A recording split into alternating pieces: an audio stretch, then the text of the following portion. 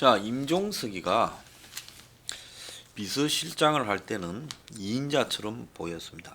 그런데 말미에 조국 진영과 임종석 사이에 암투가 시작되고 결국 부산파인 조국이 임종석을 밀어내고 청와대 내부의 2인자 실권을 잡았고, 임종석이는 작년 초에 지금 밀려나는 모양새가 되었습니다. 자, 그런데 조국이 또 지금 이 검찰과 부딪히면서 제거되는 지금 단계로 가고 있고, 또 그런 상황에서 임종석이 다시 총선 출마하느냐 하다가 조국 사건의 연장선이 된 울산 선거 공작 사건 등에서 임종석이 또 지금 조사를 받아야 되는 일이 발생하면서 임종석이 또 총선에 불출마한다다가 출마한다다가 다시 불출마하는 일이 벌어졌고, 그 전에 검찰에 이제 출두하는 일까지 있었어요. 선거가 이제 대선을 하고 나니까 지금 북한과의 관계를 어쨌든 열어 제껴야 한다라는 것이 문 정권의 기본 과제처럼 됐고, 여기에 이제 임종석이 총대를 메고 발언을 하기 시작했다는 겁니다. 이게 매우 중요한 문제예요.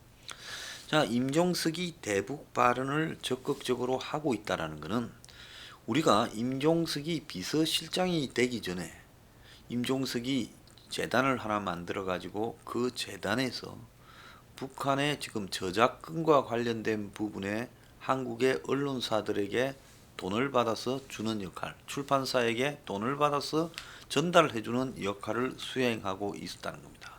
그래서 내용상으로 보면 마치 북이 한국에 임명한 수검사원 총책, 총독처럼 보여지는 부분도 있었어요.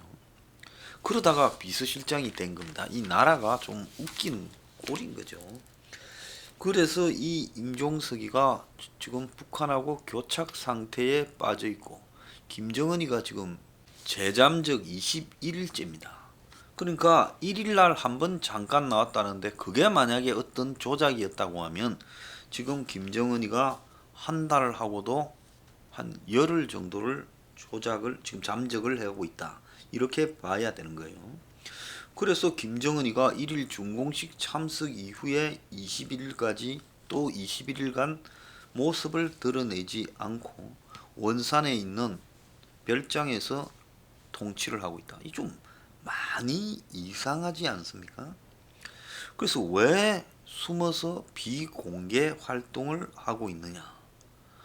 뭐 북한 체제가 안정이 돼서 그렇다, 뭐 밑에 중요하지 않은 거는 맡기고 이렇게 하고 있다 하지만은, 세계 어디에 지도자가 중심지를 벗어나서 지방에 숨어서 지방에서 은둔하며 통치를 하는 일이 있습니까?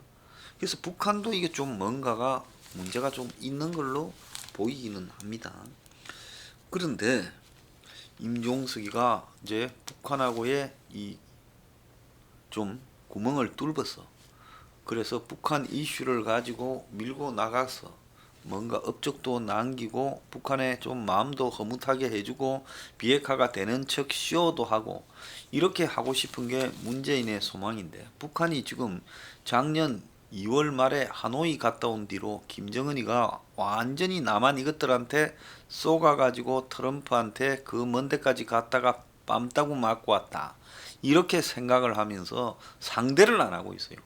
그래서 작년 5월 30일입니까? 트럼프가 일본의 G20 마치고 한국에 왔다가 평양 판문점 DMZ를 방문했을 때도 마찬가지 현상이 벌어졌지요. 북한이 문재인을 잘 상대하지 않으려고 한다는 겁니다. 자, 임종석이 지금 북한과 잘 통하는 입장에서 이제 한마디를 하고 나섰습니다. 미북 간의 진전이 없으면 문재인은 미국과 충분히 소통하되 워싱턴에서 부정적인 견해가 있어도 이를 만들고 밀고 가려 할 거다. 쉽게 말하면 미국이 반대해도 문재인이 북한과의 남북 간의 독자적인 협력을 할 것이다. 우선은 식량이나 더 나아가서 의료용품, 철도 도로 연결, 그리고 금강산 관광 재개 등을 밀어붙여 버리겠다. 지금 이런 부분에 대한 입장을 임종석이 주문을 했어요. 그래서 원래 임종석이라는 게 북한과 관련해서는 지금까지는 자기가 비서실장을 할 때는 굉장히 조심을 했지요. 왜? 임종석이야말로 전대협 출신이고 한총련의 또 원조고, 그러다 보니 임종석이 안 그래도 주사파다 이러는데 임종석이 북한 문제에 운을 떼다가는 또 시끄러워질 것 같으니까 조심했는데 이제 자기들 세상이 돼버렸어요. 그러니까 임종석이 끓이지 않고 지금 말을 하고 있는 겁니다. 어제 창작가 비평이라는 개간지 대담에서 만약 올해도 미북 간의 진전이 없다면 문이 그냥 미국이 부정적인 견해를 비춰도 일을 만들어서 밀고 갈 것이다. 문이 그럴 거라고 추정했지만 임종석이 자기 말로 문이 그렇게 해야 된다라고 주문을 한 겁니다. 문도 지난 5월 10일 취임 3주년 연설에서 이제 미북 대화만을 바라보지 않고 남북 관계에서 할 수 있는 일을 찾아서 하겠다 이렇게 말을 한 연장선상인데, 임종석은 지난 4월 30일 진행된 대담에서 남북이 양자간 합의를 적극적으로 이렇게 진행했어야 하는데 그러지 못했다. 미북 관계가 언제 풀릴지 우리 마음대로 알 수 없다면 이제 새로운 결심을 해야 된다 이렇게 말을 했습니다. 그래서 임종석이는 2018년 이 평양 정상회담과 관련해서요, 9월달 비건이 그 무렵에 북한 특별 대표가 됐는데 압박을 했다. 하지 말라고. 자기가 업무 파악을 해 오케이 하기 전에는 남북 대화를 서두르라. 받아들이기가 어려운 이야기였고 대통령에게 보고를 드렸고 대통령이 남북 연락사무소 개성에 설치하는 것과 남북 군사 합의 승인 사항을 밀고 갔다. 자, 임종석이 그거 문재인이 다 했다고 지금 이제 공개를 한 겁니다. 그래서 비건이 한국에 들어오기 전에 우리가 도장을 찍어 갖고 미리 다 해버렸다. 미국 신경 안 썼다고 자랑스럽게 공개한 거예요. 대북 제재와 관련해서는 미국은 제재 기준을 월경으로 적용해 물자가 넘어가면 무조건 규제하려는데 말이 안 된다. 북이 핵무기를 개발하거나 전략미사일을 실험 생산하는 문제와 재래식 무기를 개발 훈련 시험하는 문제를 구별해야 된다. 우리도 연중 훈련하고 새 무기도 개발한다. 그래서 북이 스스로 필요한 안보 상황에 조치하는 것까지 문제 삼자면 문제를 풀 수가 없다. 참 북의 대변인다운 발언을 하고 있습니다. 요즘 같을 때 김정은 답방까지 기다릴 수 없으니 남북 정상회담을 상시화 일상화해야 된다.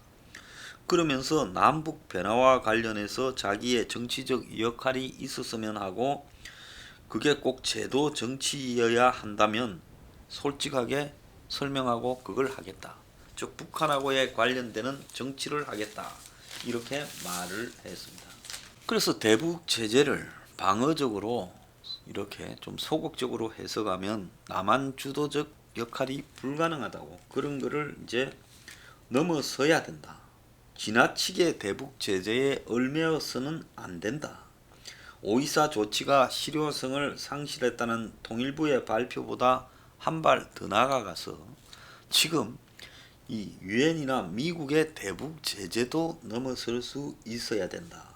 그러면서 대북 제재 관련 사안을 조율한다는 취지로 운영하는 워킹그룹에서 북한 관련해서 북한 편을 들어야 될 통일부는 빠져야 된다. 워킹그룹은 통일부의 독이 되는 거다. 자, 그래서 비핵화 압박하는 대북 제재에 동참하라는 미국에 대해 지금 통일부는 누구 마음대로 북한하고 여러 가지 협력을 논의해야 된다라고 말을 한 겁니다. 그래서 문이 남은 임기 내에 대북 성과를 내라 이렇게 주문하면서 청와대를 대신해서 임종석이가 나는 어차피 주사파라고 찍혀 있으니 내가 총대를 맺게 하고 총대 맺다고 봐야 된다. 그래서 임종석이가 작년 1월에 퇴임한 이후에 굉장히 조심하다가 이제 총선 이겼다고 신이 나서 그야말로 내놓고 그냥 까발리고 있는 겁니다. 자, 미국은 어제도 역시 남북협력은 비핵화 진전과 보조를 맞추어서 가야 된다라고 원칙을 강조했습니다. 자, 그런데 임종석이 미국이 이렇게 반대해도 내가 이렇게 밀어붙이니까 별 수 없더라. 그래서 북한이 핵무기나 전략무기 개발하는 것과 재래식 무기 개발 시험하는 것을 별도로 해야 된다. 그럼 방사포는 뭐겠어요? 재래식 무기다. 대구경 방사포 400km 날아가는 것도 재래식 무기다. 북한이 지금 미사일과 방사포가 구별이 잘 안 되게 만들고 있는데 짧은 거는 이제는 이야기하지 마라. 이제 임종석이 그렇게 말한 겁니다. 그러면서 김정은에 대해서 솔직하고 당당했다. 북쪽이 의미 있는 입장을 낼 때 표현에 더 신경을 써야 된다. 그래서 삶은 소대가리 같은 소리만 좀 하지 마라 하고 북쪽한테 또 우정어린 충고까지 했습니다. 그래서 지금 2월 달에 남북 6.15 공동성명 20주년 이제 이때부터 시작해서 8.15까지 적극적으로 지금 밀어붙이려고 하고 있다는 겁니다. 이 와중에요. 민변이 어제 그 북한의 이 중국 식당에서 탈북한 유경식당에서 탈북한 여종업원 12명에 대해서 남측이 구금을 하고 있다고 유엔에 진정을 냈습니다. 그런데 유엔 인권위원회가 와서 다 만나보고 탈북 종업원들이 한국에서 활동하는데 제약이 없다. 민변은 북한 가족의 위임을 받고 우리가 이런 걸 유엔에 냈다. 국정원이 집단 탈북 기획을 했다라고 계속 주장하고 있지만 유엔은 헛소리 하지 말라고 그냥 깔아 뭉개버렸습니다. 나라 군대는 지금 북한을 완전히 그냥 청와대 눈치 보면서 사안마다 감싸고 있어요. 북한이 기관포를 쏴도 우발적이었다고 감싸고 하는데 북한은 한국이 타락했고 한국군이 오합지졸이라고 지금 조롱을 하고 있습니다. 자, 그래도 한국군은 참 형님답게 북한에 대해 끊임없는 인내를 보이고 있어요. 자, 그런데 미국에 지금 한국에 대한 반응이 나오고 있습니다. 미국의 전 공군 참모 총장이요. 지금 워싱턴에서 열린 한 회견에서 문재인 정부가 코로나에 대응한다고 추경 만든다고 F-35 사업 예산을 삭감을 했지요. 그리고 방위비 분담금 관련해서 트럼프는 13억 불을 내라. 문은 13% 올리겠다 해서 미국에 양보할 뜻이 없다고 선거 이후에 싹 안면 몰수했습니다. 그런데 미국의 전직 공군 참모 총장이 워싱턴에서 열린 한 세미나에서 마크 웰시 3세라는 전 공군 참모 총장이요. 뭐라 했는가 하면 F-35 도입 사업은 동맹에 관계되는데 동맹의 갈등을 초래하는 정치적 변수에 크게 좌우된다라고 이야기를 하면서 이 사업과 관련해 정치적 변수가 어떻게 변하는가 보고 판단해야 된다. 그러면서 미국이 문재인 정권이 F-35 이 도입 예산을 삭감한 것과 관련해서 한국이 필요한 예산을 구체화하지 않는다면 그들은 목표 달성을 위해 먼 길을 가야 될 거다. 좀 울퉁불퉁한 길이 될 수도 있다. F-35 추가 도입 때는 가격도 오르고 도입 시간도 오래 걸릴 거다. 이렇게 이야기를 하면서 마지막으로 미국이 동맹과의 정치적 변수에 따라서 F-35 수출 중단을 할 수도 있다. 이 말을 한 겁니다. 자, 이 웰시 3세 전 공구참모총장 외에 미 합참에서 재정 참모를 하고 F-35 만드는 록히드 마틴에서 부사장을 지낸 이 캠벨 에비역 중장은 미국이 작년에 터키에 F-35를 팔라다가 터키가 지금 S-400이라는 러시아 미사일을 도입하려고 하니까 안 팔았다. 이 이야기를 하면서 미국의 반대를 외면하고 화웨이에 5G 장비를 도입하는 것이 F-35 도입에 영향을 미칠 수 있다고도 미국에서 이야기를 했어요. 자, 이 말을 왜 했는가 하면 한국이 LG U 플러스가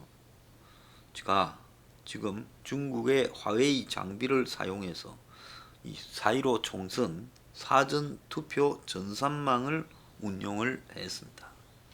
자, 이 부분까지 걸고 나온 겁니다.